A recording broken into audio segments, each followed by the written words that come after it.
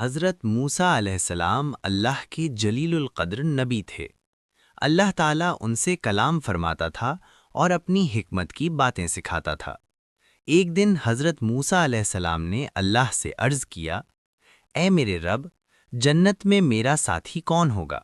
میں جاننا چاہتا ہوں کہ وہ کون سا بندہ ہے جسے تو نے میرے ساتھ جنت کے لیے منتخب کیا ہے۔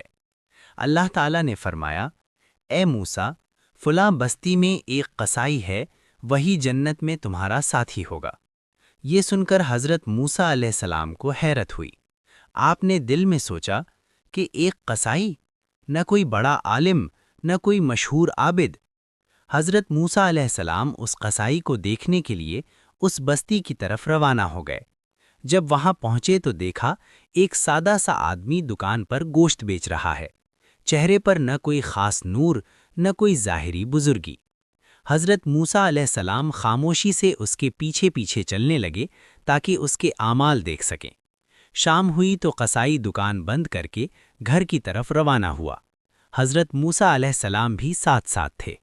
جب وہ گھر پہنچا تو سب سے پہلے ایک بہت بوڑھی عورت کو اٹھایا، اسے بستر پر بٹھایا، اس کے ہاتھ پاؤں دھوئے، کھانا اپنے ہاتھ سے کھلایا اور نرمی سے باتیں کرنے لگا۔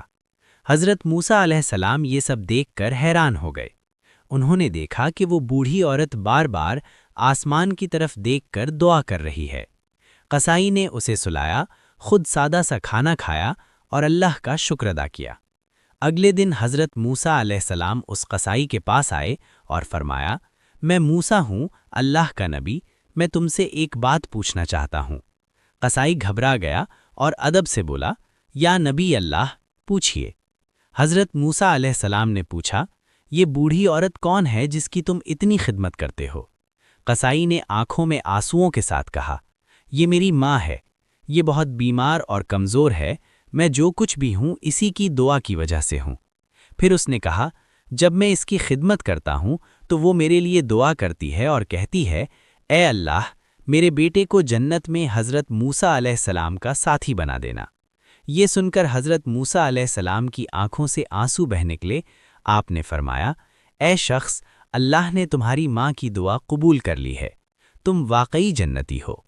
یہ واقعہ ہمیں سکھاتا ہے کہ اللہ کے نزدیک بزرگی نہ لباس سے ہے، نہ پیشے سے، بلکہ والدین کی خدمت، اخلاص اور سچی دعا سے ہے۔ ویڈیو اچھی لگے تو سبسکرائب ضرور کریں۔